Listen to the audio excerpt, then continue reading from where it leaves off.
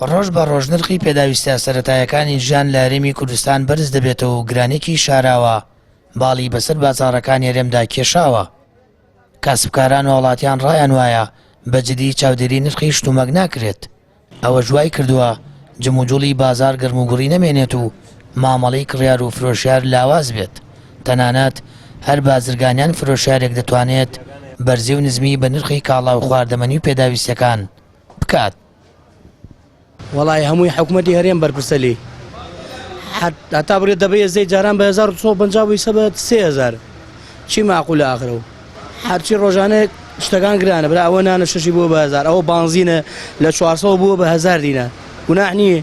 حکوومەت نایەت لە خەڵک بپرسێت لە دوکاندار بپرسێ لە تیجارەکان بپرسێ ئەم شتە ئەمڕۆ بۆ نمونە فەردی بنجێ کڕی بە 10,000 بانی کڕی بە 11 دوو بانی کڕی بە 12 ئیتر یعنی کەسێک نییە کە چاودێری ئەم سعرانە بکات بۆی کەند بەرز نەبێتەوە تێگەی کابرا بە ئارەزوی خۆی ئەیکڕی فرۆشێ ئەتر حکوومەت نایە لە سینەوە لەگەڵ منە لەگەڵ تووا لەگەڵ ئەمە واوکە بۆی کە بزانێ ئەم سیرانە بۆ بەرزەکاتەوە ئەو کارەکەی چییە؟ ئەو کارەکە شێموشێگرێتەوە بۆ باجی حکوومەت. لە هەموو بارودۆخێکدایا گرانی و قاتۆقڕی و بەرزبوونەوەی نرخی شتومەک لەسەر شانی چین هێژار و مامناوەند دەبێت. بەشێک لە کاسبکارانیش گرانبوونی بابەتە خۆراکیەکان دەگەڕێنەوە بۆ بەرزبوونەوەی بەهای دۆلار. لەلایەکی دیکەوە بازرگانەکان بە بەرپرسیار دەزانن لەو دۆخەی بەسەر بازاڕەکان داهاتووە. کێشە و مەشاکیل لە هەموو دنیا هەیە کام وڵاتە زۆر پێشکەوتووە جای وای کێشەی بنزین بۆ دروستە بێ خۆراکی بۆ دروستە بێت تەندروستی بۆ دروستە بێت بەڵام وڵاتێکی وەکو ئێمە کێشەکانی زۆرن حلێکی هەیە کێشەی تەندروستی پەروەردە بنزین نازام هەر شتێک وەرزش کۆمەڵایەتی هەموو شتێک بە یەکشت هەلە بێ لە کاتی دەنگدانە ئەو خەڵکە کە ناڕازیە بڕوا دەنگی خۆی بە وڵاتەکە پێشخە بە سیستەمی دەنگدان هەموو شتێ هەلە بێ.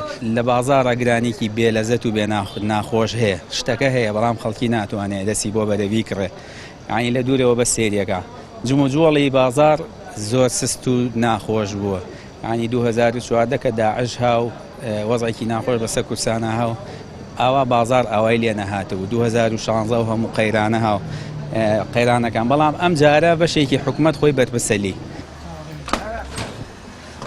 ماوەیەکە لە هەرێمی کوردستان نرخی بنزین بۆ نزیکەی 1000 دینار بەرز بۆتەوە و بەهۆی گرانبوونی یاردەوە شەژنان کراوە بە 1000 دینار.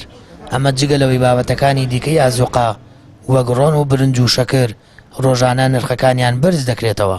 هاوڵاتیانیش بەرزبوونەوەی نرخی پێداویستەکانی ڕۆژانە بۆ بێپلانی حکوومەت دەگەڕێننەوە کە هیچ ڕێگەچارەیەکی بەپەلی بۆ دابەزانی نرخەکان نەگرتوۆتە بەر. تا ئەو ڕادەیی گوزەرانی هاوڵاتیان وەژارانی داوەتە داست وجدانی بازرگانەکان و کۆمپانیەکانی حیزب. سامەر فەتاح کەناڵی ئاسمانی پەیام هەڵەبجە.